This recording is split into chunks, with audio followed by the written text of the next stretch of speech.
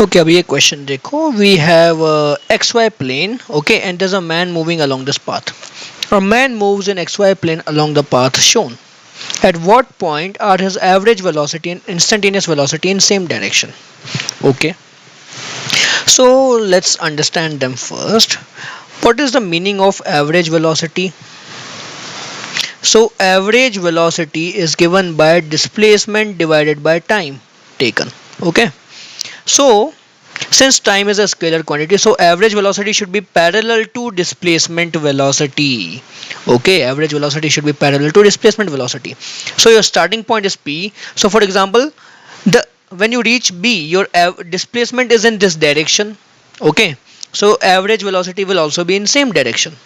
When you reach point C, your displacement is in this direction, so average velocity is also in the same direction.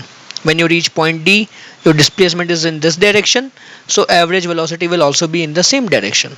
Okay, what about instantaneous velocity? So instantaneous velocity is along tangent to the path. Okay, so at point B, instantaneous velocity will be in this direction. At point C, instantaneous velocity will be in this direction.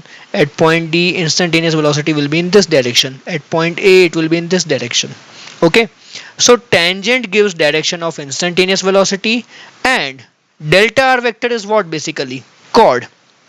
We could say that along chord of the curve.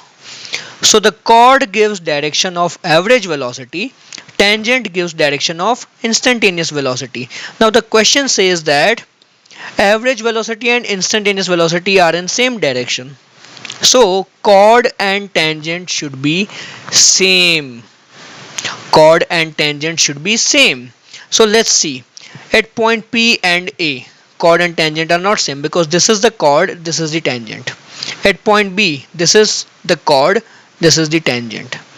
At point C, this is the chord and this is also the tangent. So at point C, the velocity, average and instantaneous velocity will have same direction. Okay, because if I draw the chord over here, this is my chord. Okay, and this is also my tangent. Right? That's it. So chord and tangent should be same for the average and instantaneous velocity to have same direction.